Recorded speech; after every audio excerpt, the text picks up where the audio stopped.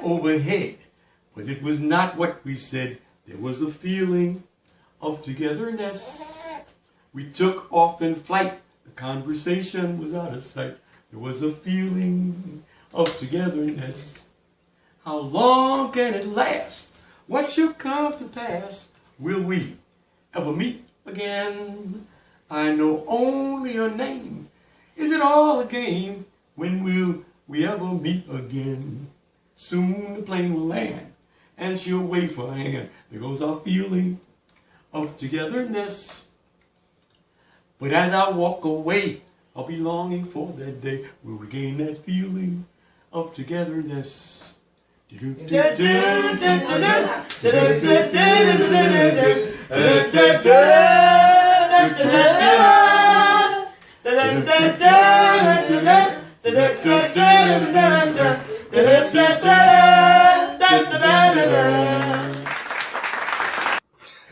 evening, everybody. Good evening, everybody. Coffee for Your Souls, back episode 2. Welcome back. I'm your boy Snake Eyes here with my brothers. Max, so what up? What's going on, people? Abby, what up? Blessings. Excited for this one. And Professor, what up from the airport? Hey.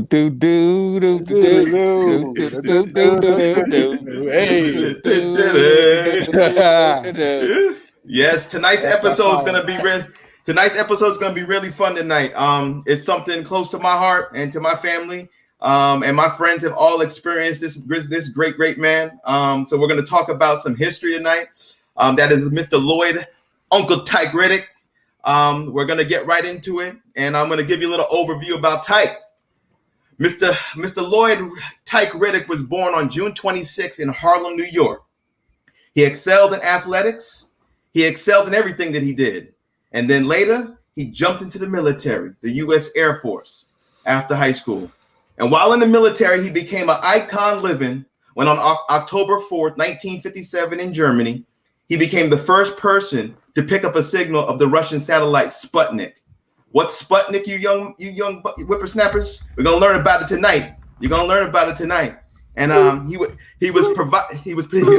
look, there it is right there, Sputnik. I see Sputnik. Sputnik.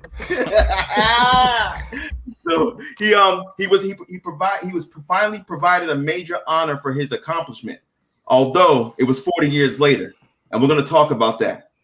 Through that his military experience, he jumped into some amazing things, which track and field. He won the military Olympic gold medal in track, and he was named the Masters Track and Field Athlete of the Year in 1979.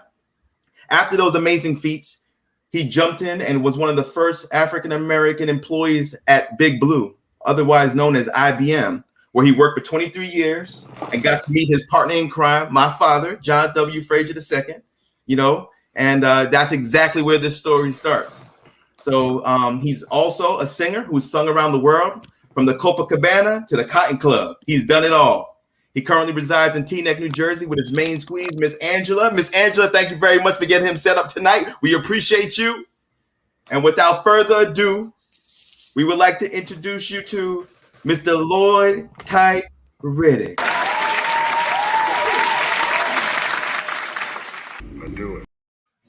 Welcome, Uncle Tyke. Welcome. What's going on, Uncle Tyke? What's going on?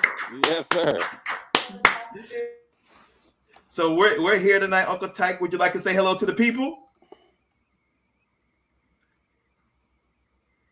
I think you're on mute.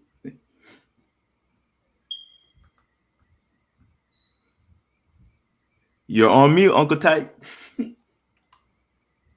Maybe on mute. Yeah, I can't get him. Well, it's okay. He'll be here in a second. His beautiful Miss Angela's gonna fix the situation while he's on mute. So, boys, how you guys been doing? Behind every strong man is a strong woman, and if she's black, right, she might break you down. Yeah. See, there she is right now. Say hi, Miss Angela. Everybody wave to Miss Angela.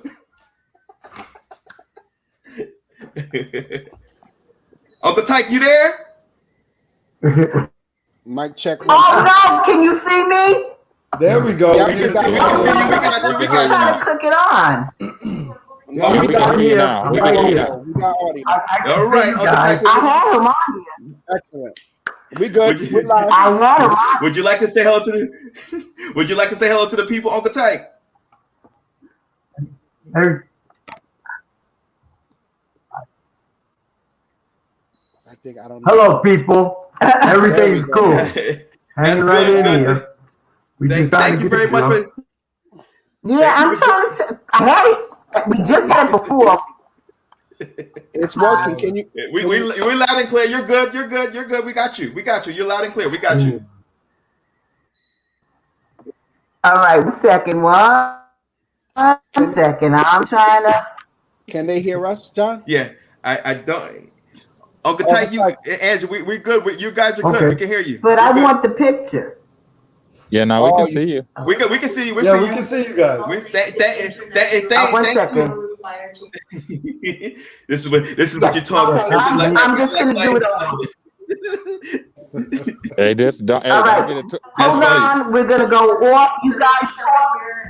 Okay. This is why you can go see live us? and have some fun. Yeah, we Yeah, can okay. hear you. Yes, you can. Yes.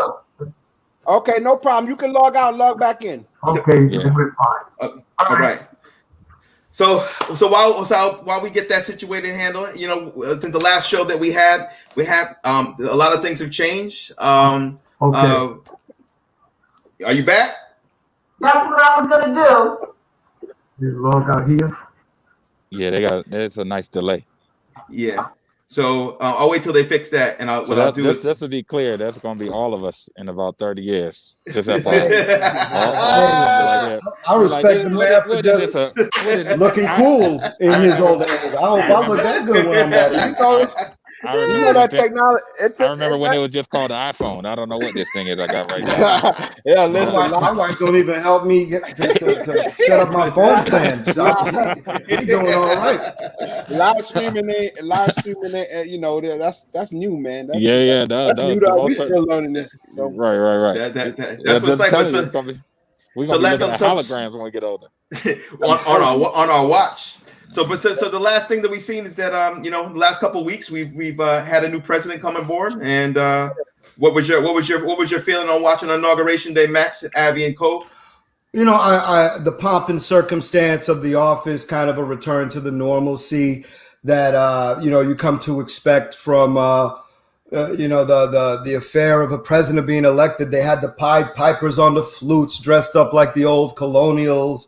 The military entourage that was walking through, outside of the Capitol being empty, which is an effect of COVID as well as of the security situation due to the insurrection on the 6th.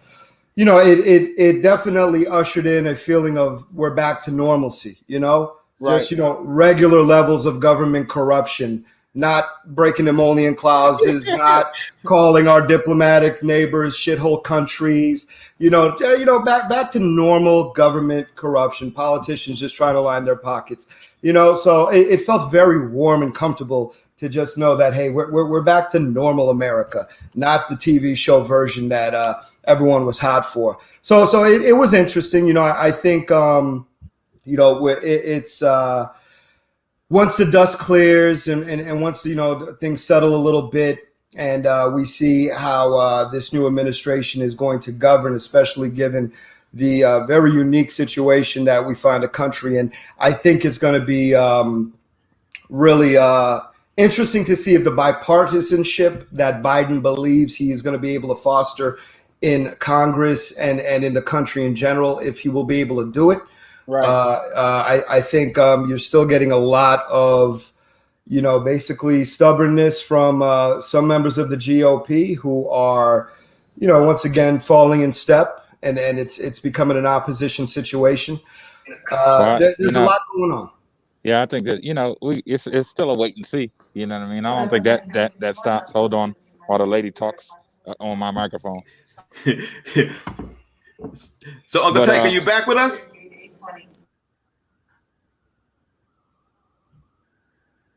He's on mute. He said yes. He's on mute. Yeah, he said yes, but he's on mute. Press the mute. You're gonna see a little microphone. We learning today. We're gonna bring Uncle Tyke. There There you go. You there? Now we can hear you, Uncle Tyke. Mic check. I don't think we got him. I don't think we got him quite yet. He said something. It's kind of low, right? He's saying a lot of things. He's telling us all the history right now. We're missing all of it. He's like, yeah, man, we trying to hear we trying to hear the history, right? All that damn mute button done got us. You there with us, Uncle Tyke? It's on mute right now. It's on mute again. Hit the mute. I'm gonna remove you for the studio. Let you fix it and come back. Just wave your hand and I'll come back. Just wave your hand and I'll bring you back in. Damn mute insurrection. Man, it's what it is, man. We got to get on. I can't wait to talk to him now. I'm intrigued now. He was already spitting some bars at us. But yeah, continue, Professor. Yeah, no. I was saying, it's still a wait and see game. I think what's funny about what your statement is normalcy. When they started saying normalcy, I couldn't stand that word. I was like, is that a real word? I had to look it up. Is normalcy a real word? But it is. But long story short, yeah, a little bit of sensibility is floated upon us. But it's not action right now. It's just some executive orders, and we got to see what Congress does and what the Senate's going to do. So it's still hold people accountable. And it's funny though. I say something on CNN talking about they held all leases on oil pipelines and on federal land. And people are already up in arms, like American oil is already up in arms. My point being is, like, there's a lot of things that are going on that we still need to pay attention to. So regardless of who's in office, we got to make sure that we're diligent that way. Did you guys get a chance to see? Oh, go ahead. Hold on. Let me see. I think he's waving. Uncle Tyke, you back with us? We can't hear you. Can't hear or see it. Yeah, I can't see him. I see him now. Mic check. Okay, we see you, Uncle Tyke. Let's get a mic check. Mic check. Can we hear you? We can see you. We just can't hear you. I'm gonna kick him out for a second, but continue on, guys. No, so just like that. Those are the things that I've seen so far. So Dimitri, Av, what you think about it though? I think that for the most part, we're seeing the government behave like adults. Whatever your political views are, you got to agree that, as far as how things are functioning, the normal, press briefings, getting questions answered directly, no avoiding or dodging questions, at least not in an angry and, just attacking. I haven't seen the media get attacked yet, and it's just refreshing to see that. Again, we can't get caught up in the theatrics and listen. Donald Trump was not a good politician. In other words, he just lied straight up. He didn't lie with finesse. So, in other words, we got to keep our eye on the ball, and not get distracted. Mm-hmm. So yeah, because to Max's point and Av's point, sometimes things are put in plain sight. You don't see them because you're not paying attention. And I think that's the point that we're all harping on is we still need to pay attention. We need to pay attention hard because the only difference is going to be some verbiage. And you'll be like, hey, is that racism with a different word? Yes, it is. Yeah, you know what I mean? So what's funny is after inauguration. Y'all see, my bad, man. You see the news that broke today that the leader of the Proud Boys is an FBI and police informant? Oh my goodness! It only makes sense because he looked Hispanic. Big time. He is. Yeah, he is. Uncle Tyke, you there? Let's see. Third time. He's straight out of Miami. He might have gone to high school with us. Yes. There we go. Yes. Don't touch nothing else. We good. Don't you touch nothing else. All right. Just stay there and start talking. We want to hear from you. Yeah, right. Put your hands in your pocket. Okay.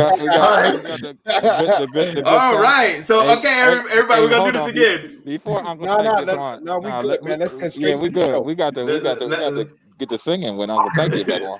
So Abby, take it over, brother.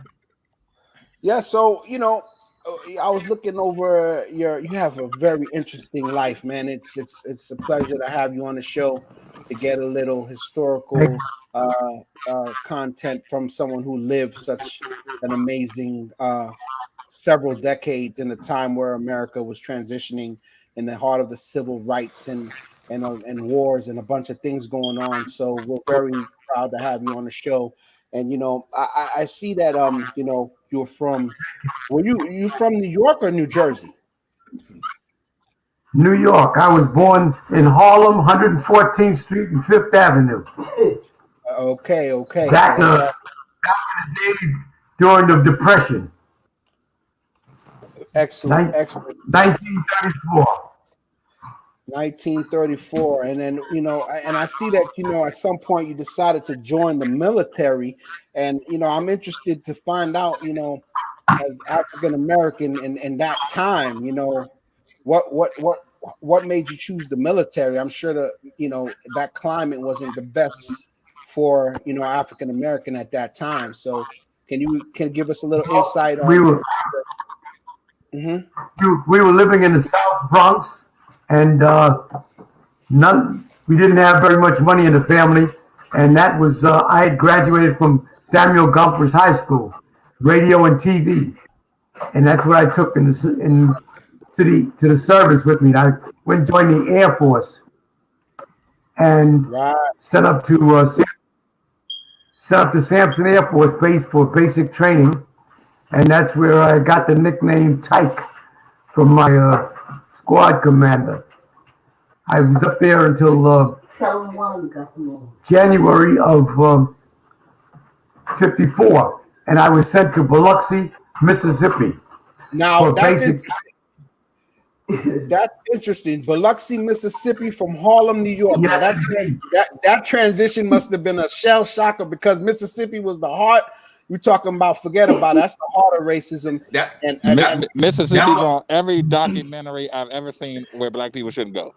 Well, that's probably where he learned to be really fast. No doubt about it.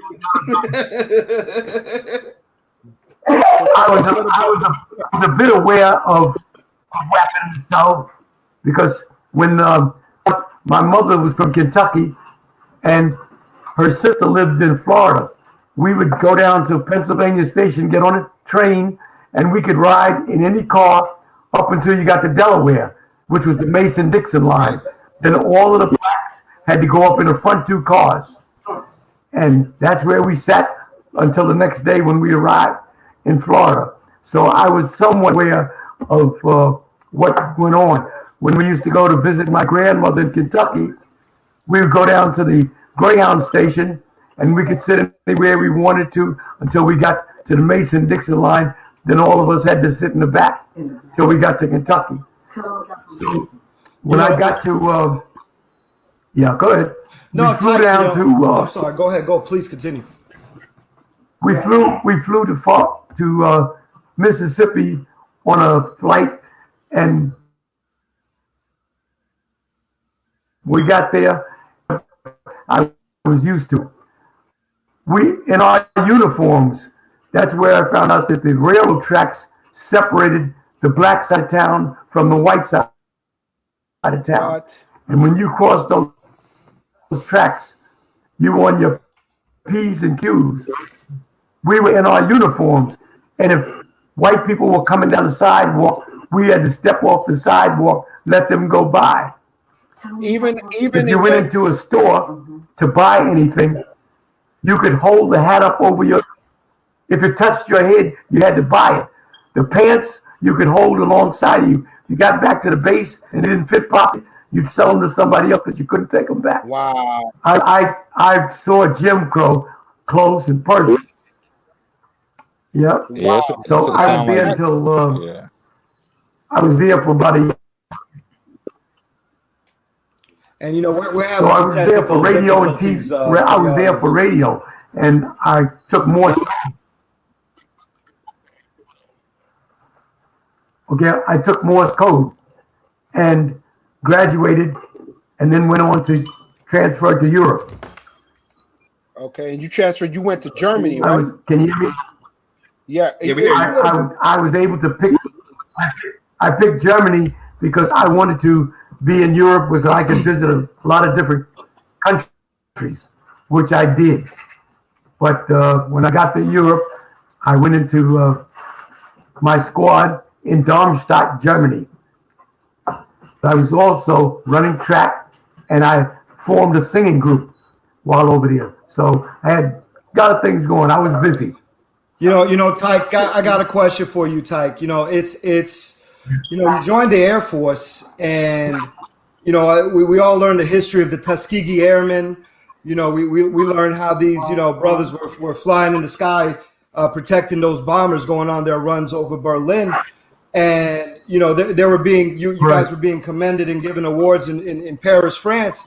But then when you came back home to the U.S., you couldn't even ride the bus or eat at the front of the restaurant after you put your life on the line for the red, white, and blue. So what was that dynamic? How did that feel? How did you cope and deal with that dichotomy between being overseas, fighting for that U.S. flag, fighting for the Constitution, for America, for your brothers, and then coming home and being treated like worse than a second-class citizen? How did you manage and deal with that? So curious. Fortunately, I didn't have to deal with that because when I came back in 1960, I went back to the Bronx. But my father had dealt with it, and I heard all about it when he came back from World War II. And he was stationed in Alabama and had to walk in the middle of the street. They couldn't do anything. German soldiers, German prisoners were walking around able to do more than they were able to do as black soldiers. So I had heard all about it. But fortunately, I didn't have to deal with it when I came back in 60, except some of the places, IBM, different places, you still had to go through it. It was a hidden thing in the north, but it was wide open in the south. Yeah, so touching on that, Uncle Tyke, you mentioned IBM, and then we know that you started in 1963, and you were a national sales leader. What are some of the things in terms of the Right. dynamic that you saw, from the military to IBM? Did you see those type of transgressions happening in IBM, or was it a smooth sailing from day one to day 327? Very definitely, but it was a hidden thing. I mean, you felt it and you knew about it, but it wasn't outspoken like it was in the South. In the South, you knew your place. In the North, they allowed you to do things, but they would come behind your back. And I went through not being promoted to certain positions. They put somebody else in a place that I should have been promoted to. All those sorts of things. I went open door several times while I was in IBM. Open door meant you went over your manager's head. I was able to benefit from that. So when I first went into sales, they gave me Chinatown and Soho as a territory. And I had to work on weekends and everything in order to make my quota. As a black man in Chinatown. Yeah, we kind of went straight to IBM over, and I'm interested, because we need to revisit. I want to revisit Germany, and that night when you came across the Sputnik satellite sound and signal. It says that you were able to record the signal, and can you take us through that day, that night? How that happened, what you were doing, who was with you, and a little bit about that. Sure. That's just a historical moment. We were in a secluded area because we were top secret. What we were actually doing is copying the Russians, the West. We were copying the East from the Soviet Union, and that included Czechoslovakia, Romania, all those different places. And what we had an antenna field that had every type of antenna you can think of, and all of these signals were coming in.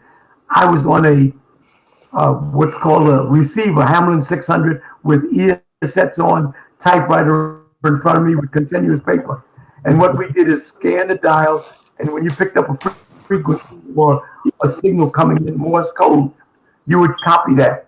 And I, being one of the lead operators, I picked up this signal that I hadn't heard before, dots and dashes, and you copy that. And then so that's where the song came from. That's where the song came from. That's the song you sing. That's where you got it from, Sputnik. That was it. And so I picked up a signal, and I had picked up a signal, and I copied a number of lines that I hadn't heard before, turned it over to my supervisor. They took it in the back to try and put it on the map and see where it was coming from, and they couldn't figure it out. I was off duty at 12 o'clock. Somebody else took my position. The next day, I found out that it wasn't ground to ground, it was air to ground. That was the first signal that had ever come from outer space, because it was the first man-made satellite that was ever out of space. So that's what I picked up. So, yeah, could you elaborate on what exactly, for the people who don't know what Sputnik was? What was Sputnik? Sputnik was just in fact, I have a picture of it. Yeah, I don't know if you can see it. I got you. I got you covered. I got you covered. Yeah. I got you covered right here. John, let him show his picture. Okay.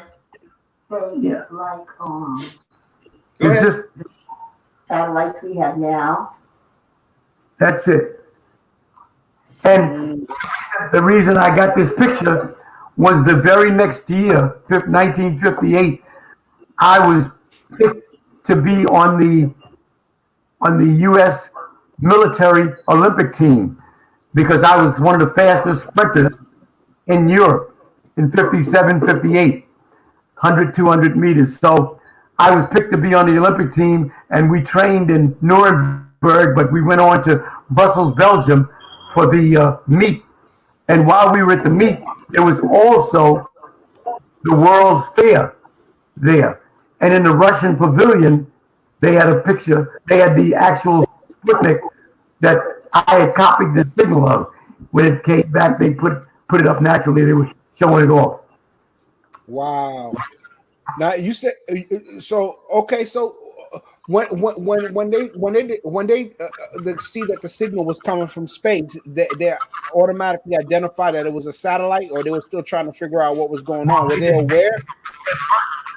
At first, they had no idea what it was, because it was the first thing ever out of space. So that's why I couldn't talk about it for years and years. It wasn't until like 30-some years later that they finally honored me for having been the first one to pick up the signal. And Uncle Tyke, just to bounce off your comment right there. So, we learn about these things in history. The first man on the moon.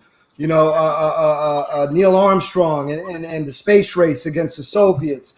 And we learned about Sputnik in a couple of pages in our history books at school. And here we are, and our audience learning that the first person to actually record the sound of Sputnik and identify it for the U.S. military was a black man from Harlem, New York, in Germany, at quite an interesting time. And to your point, you weren't really recognized until decades later. Do you feel was that more a measure of the top secret nature of the mission, or do you think that was a little bit of the nature of the person who discovered it? If you know what I'm saying, or was it a little of both? Right. It was a little of both. So what I received was a medal, and I received a medal, and I received also a gold dog tag, and I received a certificate, and my name was put into the National Archives in D.C. That was when I was felt really recognized for what I had done. So when did you get put into the National Archives? That was in 1992 or 1993, something like that. Yeah. So long after the death. When you had the opportunity, so after you identified Sputnik, and you hear it that day, and you go back to your quarters, what was the response of your peers when they found out that you found it? What was your response of your peers? No that big did not thing. look like you.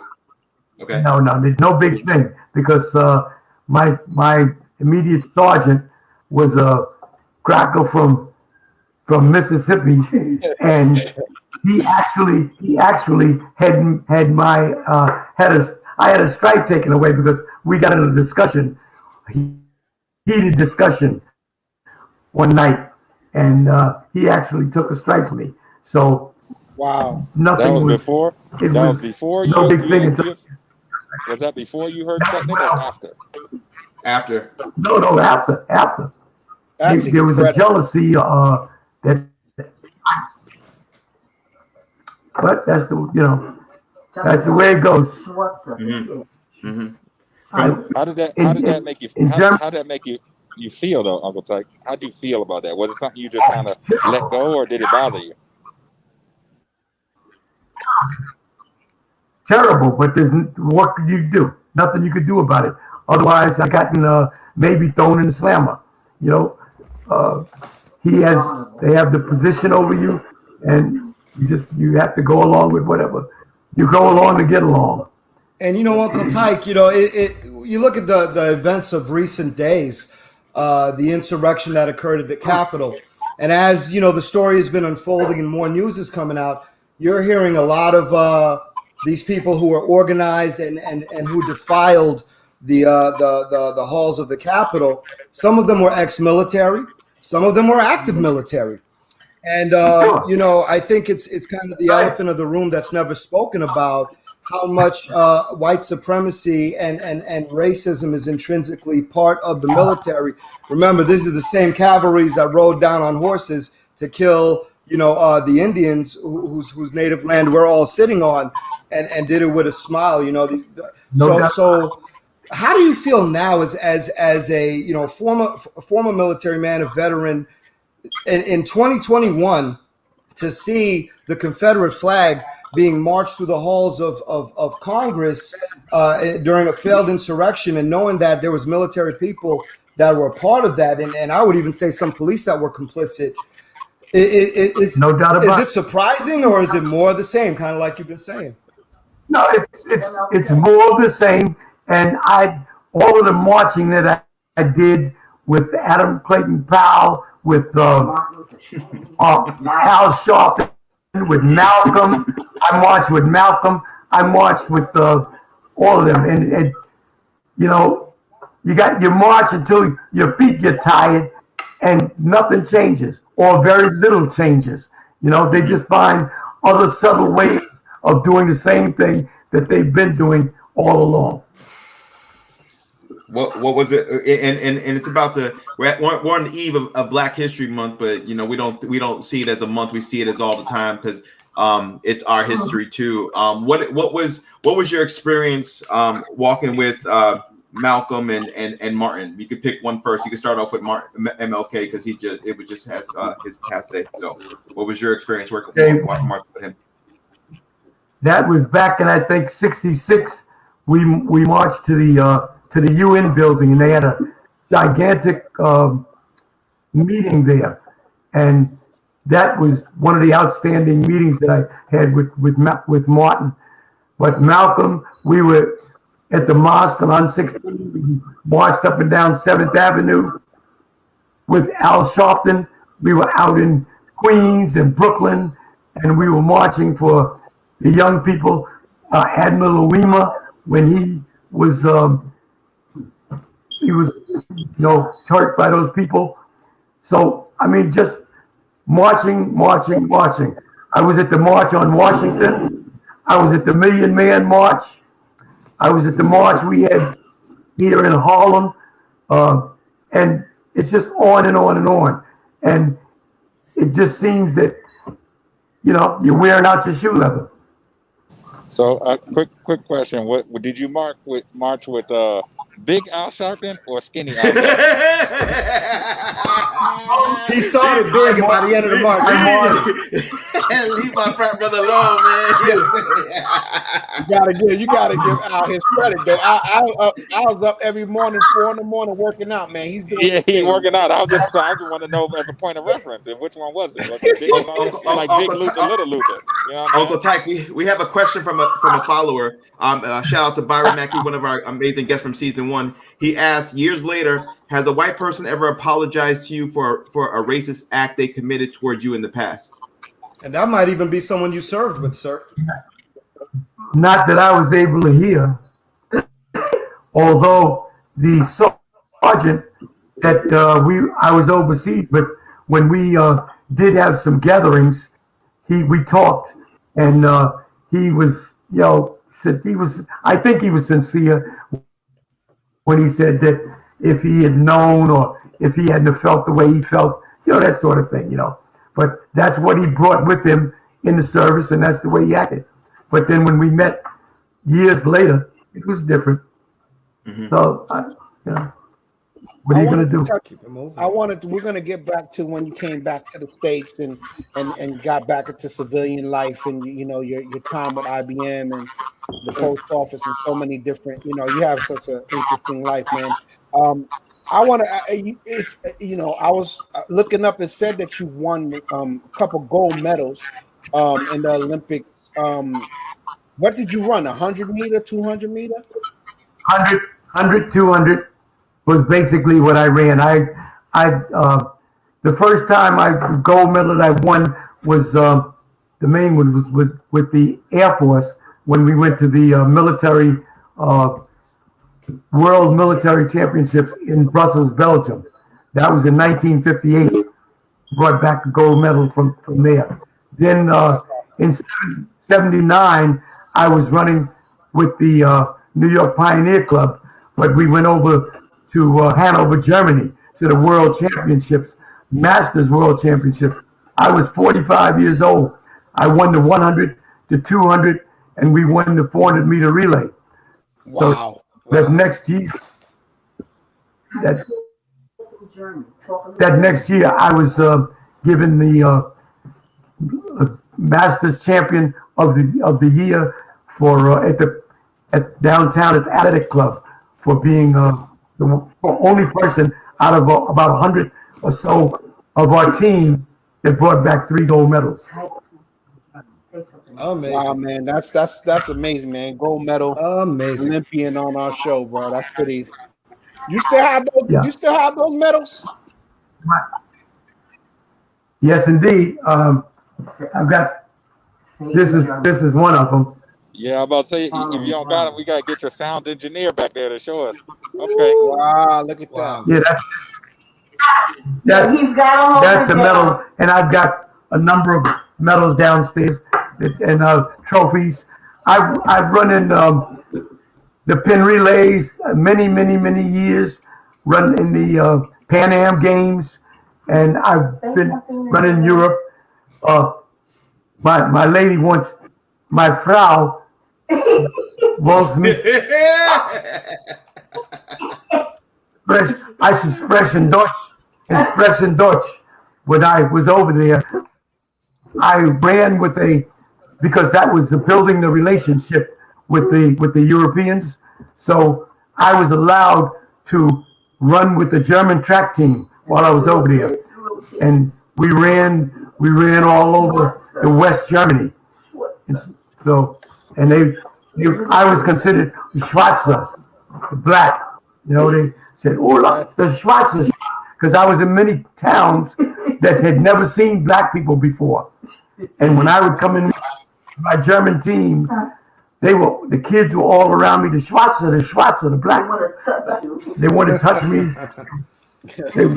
Some of them had heard that blacks had tails, so they'd be looking behind me. I mean, it was something else, but it was very, very interesting. Also, it was very interesting. I had a wonderful time in Europe. That's funny. It's like everybody's experience tell me that they go to Germany. For people of color to go, they always tell me they have a great experience when they go to Germany. Germany's like that. You were treated very well in Germany, from what I've heard.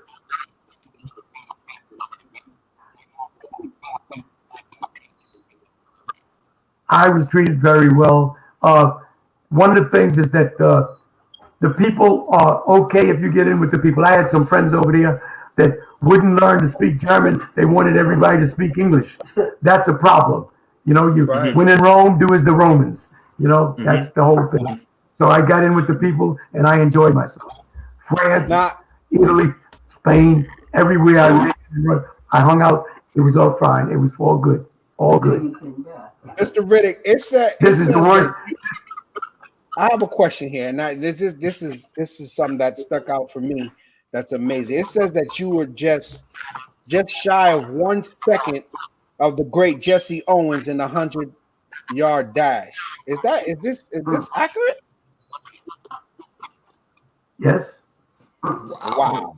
Yes. And I actually, when I went back over in '79, I actually went to Berlin and ran on the track that Jesse Owens had ran on, and went up in the box where Hitler had sat and looked down at the track. So I couldn't do that when I was over there in the service because I had a top secret clearance and you had to go through the Russian zone in order to get into Berlin.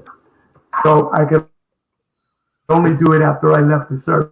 Now, is that because someone could have kidnapped you or something and he got information from you?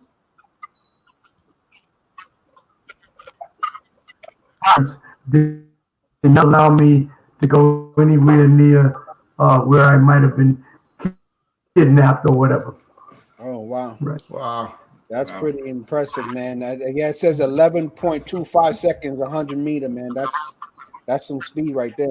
So Uncle Tyke, let's change gears a little because all right, so this man is a military hero. He discovered the first Russian satellite. He's running rings around. Discovered the first satellite in history. The first satellite. There you go. Yeah, Thank you. right. Okay, let's talk about it. He's running laps around. These Germans. And my brother is a musical artist. I mean, not to mention IBM lead salesman in the day when, there's so much to pull from. Tell us about the music, though. How did that how has music affected you? How did you use music maybe even to heal and maybe even reach out during your time in some places where people weren't reaching out? I want to hear more about the musician, Tyke. It's been wonderful. I started naturally in church with my mother taking us to church, and I started there. But I had a singing group when I was in high school. We Bronx, different places. We sang down to the Birdland in Manhattan when the Birdland was very powerful. That's back in the '49 piano when I was young, and I worked at the Cami Hall, which was right across the street from Carnegie Hall. But I went on with another group in high school. Then when I joined the service, when I got to Mississippi, there was a quintet there, except that one guy was missing. So I took his place. We ended up going to the Ted Mack Original Amateur Hour, which is like what is it? The Voice or something now. Right. So we did that. That was back in 50, 53, 54. Then when I got to the cities, I started another group, the Sabres, and there we sang all over Germany as a goodwill. We were singing at different clubs and things of that sort. And I also sang solo with some of the jazz musicians from Germany. During that time, the jazz, they had jazz musicians coming over from the States, and I would travel with them sometimes. So it was jazz at the Philharmonic, it was called. And we traveled to different places, Munich, Stuttgart, Mannheim, different places around Germany singing. And so I sang in France. So it was cool. It was beautiful. What was your favorite location what was the favorite destination that you sang at? Probably Storyville in Frankfurt, Germany. It was like almost like being here at one of the clubs in New York. Were you singing in English or you singing in German? Singing in English because they over there they had a lot of clubs, but during the war, Hitler would not allow anything except authentic German music. So they would take their music down into the basement or places. You would walk into something that looked like a regular store. When you go in the back, you go into the basement, and it was a big club. And that's where they used to play other types of music during the war. So I would go to different places like that. What and then just to touch on the music part, were all of the different things that you did. So you did the Olympic thing, and you're in the military. You have all these different experiences in life. Did that inspire your music at any point in time? Yes, indeed, no doubt about it. I really enjoy. In fact, when I stopped doing everything else, that's when I really started getting more into my music. So I do now, up until last year with the virus coming in. I was singing in various clubs in New York and New Jersey, and I have a group that I work with. You done had a lot of groups, Uncle Tyke. You done listed about 15 groups. Started a group when you was in second grade, and then in fifth grade, and then seventh grade. Just change the singer. I've lived about 15 lives. Right. I've lived about 15 lives. That's exactly what it sounds like. So, Uncle Tyke, what's the magic trick, man? Just based on your history and all the stories you've explained, you're not a spring chicken, but I see you over here. You smiling. You got great energy. You're sharing your story. If you could impart anything to our audience, to the people watching and listening, in terms of how they should live their life, things they should focus on, maybe from all of your experience and your time on this planet Earth. What causes this fella named Tyke to be able to do it all these years, keep it going, and have this great energy? I'm curious, man. Keep that picture in the attic, the picture of Dorian Gray. Leave it alone. I think he said she brought out Dorian Gray. Oh man. League of Extraordinary Gentlemen. This is Extraordinary Gentlemen. I believe it. The sound engineer. We're gonna have to have Angela on the show next. I think it has to do with being interested and being active, right, and involving yourself in a number of different things. Not doing too much of any one thing and doing a lot of everything. A Renaissance man. Renaissance man. But I'm very, very interested in trying out different things. I'm very good at shooting pool. I'm very good at bowling. Just a lot of different activities, and just being wide open. Use it or lose it. Hell yeah. And he survived. He survived the family of Trinidadian rum punch for years. He still asks for more every year. Uncle Tyke, I wanted to make sure we got in a little bit on IBM, because with Mr. Fraser, he's always telling us stories about IBM, and I'm always intrigued on how much you guys accomplished in the era, like I said, in the middle of the civil rights era, and such a major corporation. These were groundbreaking things for a black man to be, the top sales in the nation in a company like IBM. I mean, IBM was the Apple of its time, right, guys? I think that's in 1963, of course. Yeah, absolutely. Yeah. So IBM was everything. So I'm gonna ask you to tell us a little bit about that, and then and if you could tell us one or two obstacles you had to get through, maybe a story or two of what you went through over there. All right. When I first came back from the service, I was in San Antonio, Texas, and they said there's no Morse code here. You're not copying anything. What would you like to do? So I went into IBM after I saw in newspaper at that time, they didn't have computers. All they had was the electric accounting machine, key punch, sorters, and that sort of stuff, 80 column cards. And I went into that. I went to San Antonio College and took extra courses. I came back to the city and I got jobs. I tried to get with IBM right away in 1960, but it wasn't happening. So I went and worked with various other companies. I was with Chase Manhattan Bank for 1 year. Then I went to other companies.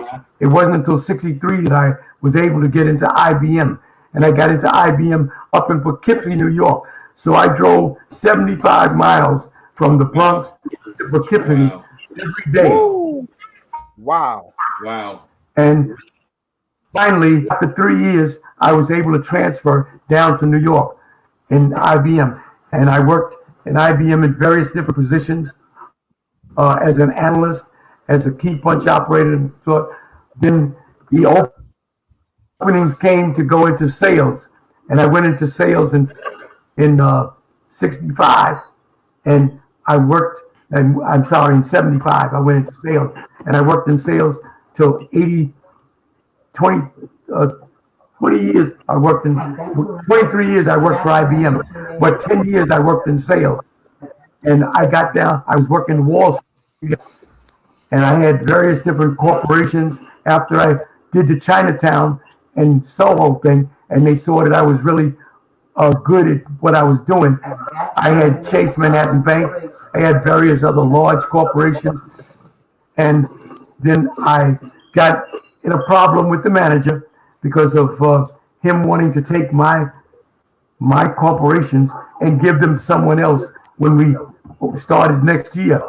I ended up moving to management in Franklin Lakes, New Jersey, and that's where I stayed for until I retired in 87. They were trying to take your accounts and give them to somebody else. Exactly. When I had worked the account, and you know at the end of the year what the budget is going to be for that company and what you'll be able to sell them the next year. They took the account that I had, gave them to someone else, a younger white boy, and gave me some other accounts that had been worked. I'm sorry, John. Tyke. When did you meet John Fraser? I met Senior. John Senior. Remember, John Senior. it's unlikely. The ultimate co-host. Ultimate co-host. I met John Senior. I think it was like maybe 70 in the early 70s. When you got into he was right? working in office. He was doing, and then he got into sales. After he got into sales. You got some stories about my dad that I don't know about yet? 2 or 3 years after I did, and he was living. Some stories that you won't know about from me. You in Queens then. I'll never tell. But yeah, it was.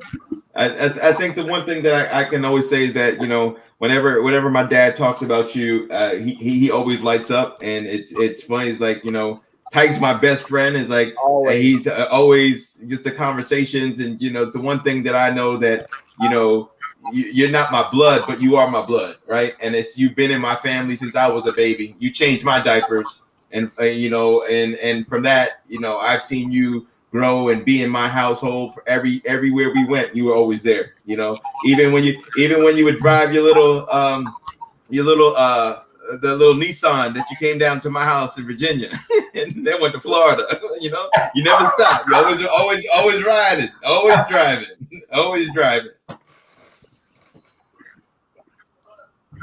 No doubt about it.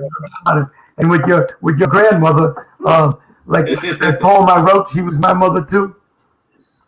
The funeral, yeah. Definitely a life worth celebrating. Again, I think it really bears repeating what you don't read in your history books, what you don't learn, the stories you don't hear about.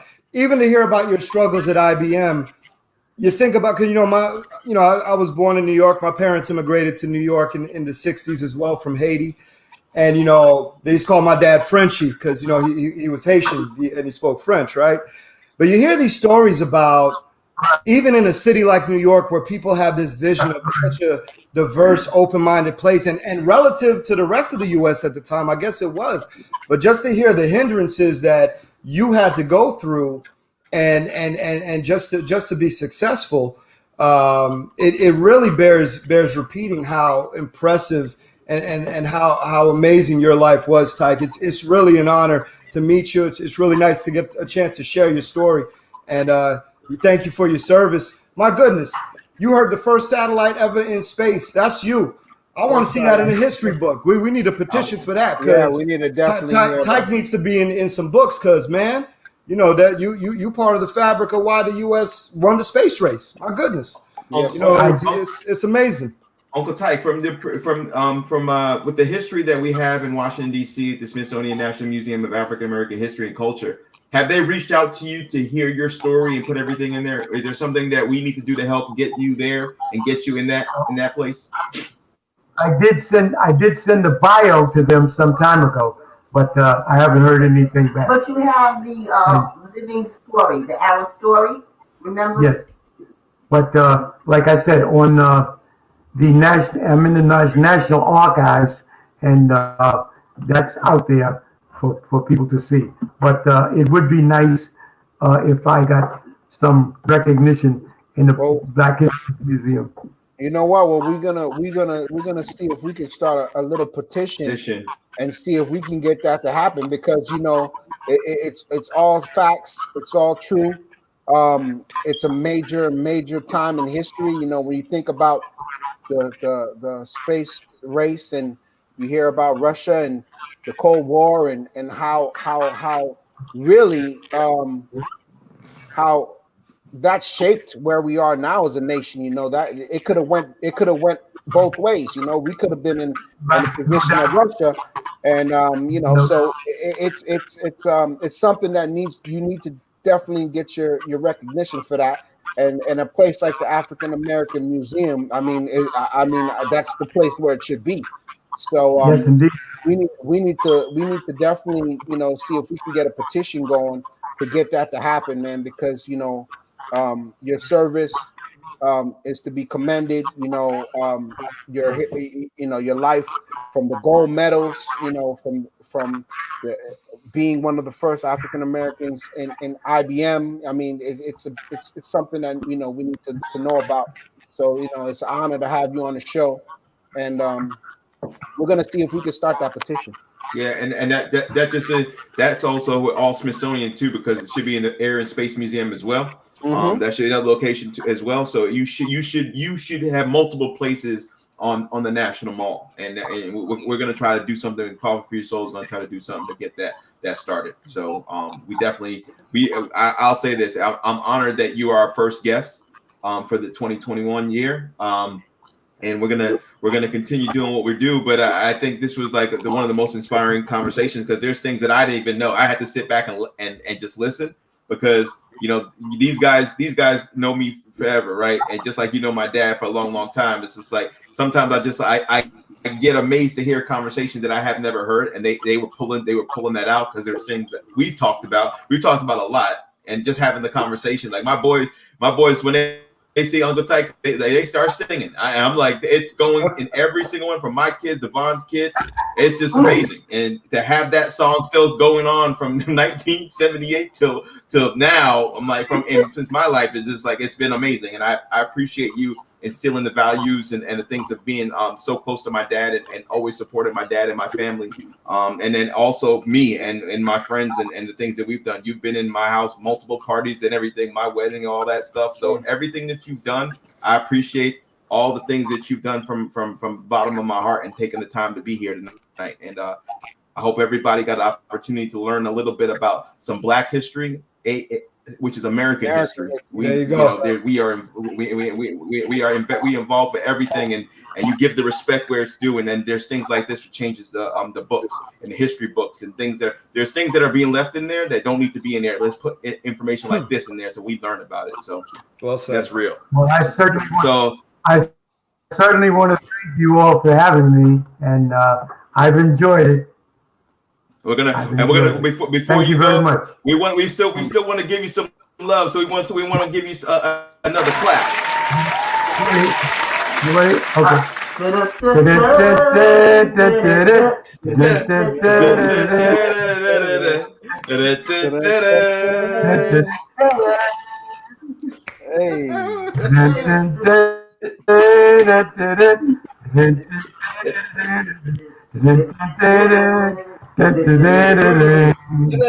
We met high overhead, but it was not. It was a feeling of togetherness.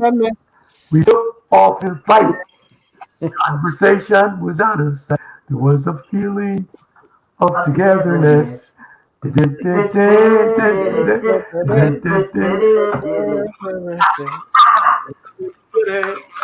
guys, thank you very much. Thank you very much. Thank you very much as well. It's been our pleasure. And everybody put. Yes, we're definitely gonna have you back. Put your piece up and say "Coffee for your soul." Coffee for your soul. Be inspired, everybody. Do what. Happy. It's Black History Month in a week, and we have to make sure this history is being told. So we kind of kicked it off a little bit early. We'll have you back for Black History. All right. Thank you very much. You all take care.